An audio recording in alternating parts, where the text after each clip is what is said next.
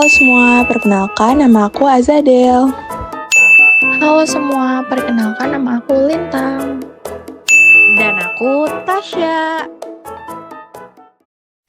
Masalah pemerataan pendidikan adalah persoalan bagaimana sistem pendidikan dapat menyediakan kesempatan yang seluas-luasnya kepada seluruh warga negara untuk memperoleh pendidikan, sehingga pendidikan itu menjadi wahana bagi pembangunan sumber daya manusia untuk menunjang pembangunan.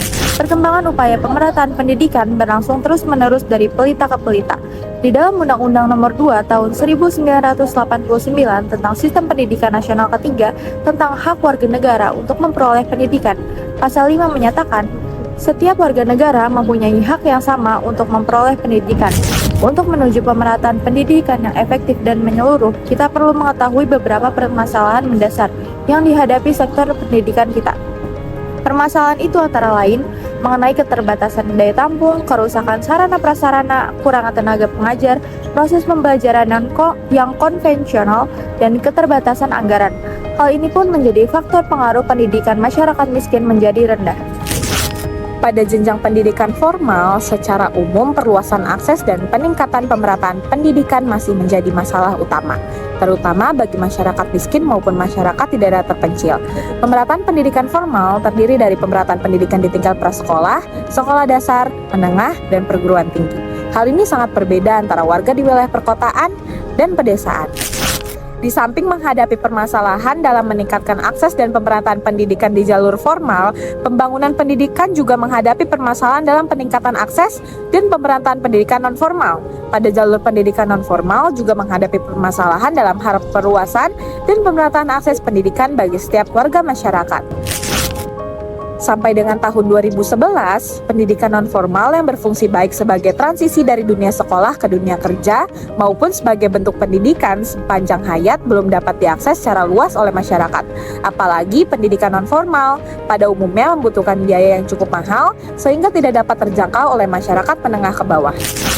Pemerataan dan perluasan pendidikan merupakan suatu kebijakan publik yang dilaksanakan oleh pemerintah, baik pemerintah pusat maupun pemerintah daerah.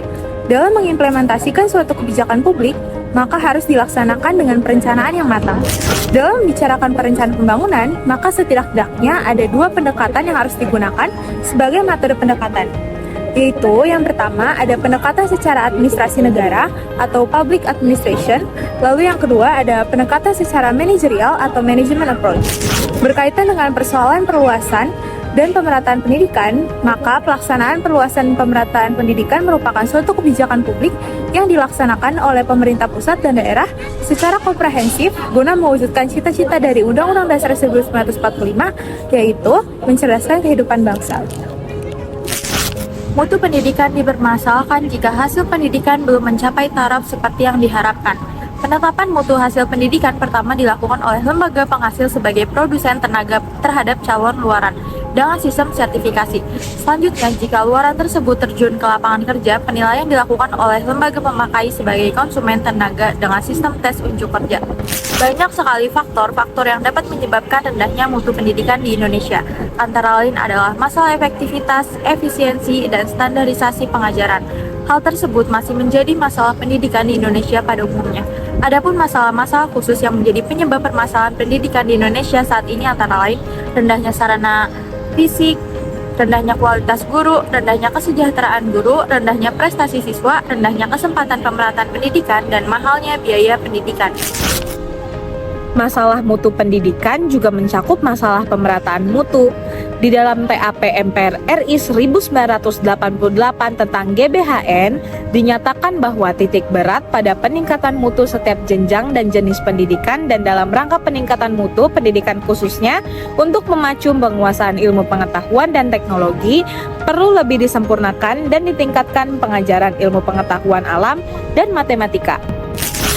Umumnya, kondisi mutu pendidikan di seluruh tanah air menunjukkan bahwa di daerah pedesaan, utamanya di daerah terpencil, lebih rendah daripada di daerah perkotaan menurut Depdiknas 2003. Kegiatan pengendalian mutu yang berupa kegiatan-kegiatan antara lainnya adalah laporan penyelenggaraan pendidikan oleh semua lembaga pendidikan, supervisi mentoring pendidikan oleh pemilik dan pengawas, 3 sistem ujian nasional atau negara seperti EBTANAS atau SIP Permaru atau UMPTN, Dan yang keempat ada akreditasi terhadap lembaga pendidikan untuk menetapkan status suatu lembaga menurut Undang-Undang Sistem Pendidikan Nasional Nomor 2003 Pasal 3. Beberapa masalah efisiensi pengajaran di Indonesia adalah mahalnya biaya pendidikan, waktu yang digunakan dalam proses pendidikan, mutu pengajaran, dan banyak hal lain yang menyebabkan kurang efisiennya proses pendidikan di Indonesia.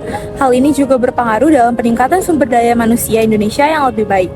Mutu pendidikan dapat dipahami sebagai kemampuan dari suatu sistem pendidikan untuk mengalokasikan sumber-sumber pendidikan secara adil, sehingga setiap peserta didik memperoleh kesempatan yang sama untuk mendayagunakan sumber-sumber pendidikan tersebut untuk mencapai hasil yang optimal. Yang pertama itu ada efisiensi internal. Dalam sistem pendidikan, apabila memiliki efisiensi internal akan menghasilkan output yang diharapkan dengan biaya minimum. Lalu ada beberapa cara yang dapat digunakan untuk mengukur efisiensi internal adalah sebagai berikut, yaitu rata-rata lama belajar. Jadi seorang lulusan menggunakan waktu belajar dapat dilakukan dengan metode mencari statistik cohort atau kelompok belajar. Lalu selanjutnya itu ada efisiensi eksternal. Efisiensi eksternal sering dihubungkan dengan metode cost benefit analysis, yaitu rasio antara keuntungan finansial sebagai hasil pendidikan dengan seluruh biaya yang dikeluarkan untuk pendidikan. Analisis efisiensi eksternal berguna untuk menentukan kebijakan dalam pengalokasian biaya pendidikan, juga merupakan pengakuan sosial terhadap lulusan atau hasil pendidikan. Untuk meningkatkan kualitas pendidikan, beberapa langkah penting perlu dilakukan. Yang pertama, peningkatan kualitas tenaga pendidik melalui proses seleksi yang ketat untuk mendapatkan pendidik yang berkualitas tinggi sehingga mencetak peserta didik yang berkualitas. Yang kedua, penyediaan sarana dan prasarana pendidikan yang memadai agar proses pendidikan berlangsung lancar di semua lembaga pendidikan. Yang ketiga, ada sistem pendidikan yang tepat, seperti pengembangan dan penerapan kurikulum 2013 atau yang sekarang menggunakan kurikulum merdeka di seluruh sekolah yang menyeimbangkan aspek kognitif dan afektif guna meningkatkan kualitas peserta didik. Dan yang keempat, reorientasi tujuan pendidikan, yaitu menghasilkan lulusan yang tidak hanya menyesuaikan kebutuhan masyarakat, tetapi juga perkembangan zaman dan pembangunan. Solusi ini memerlukan doa kepada Tuhan Yang Maha Esa, dukungan nyata dari pemerintah, dan kontribusi seluruh masyarakat Indonesia menurut Mahardika Timur pada 2001.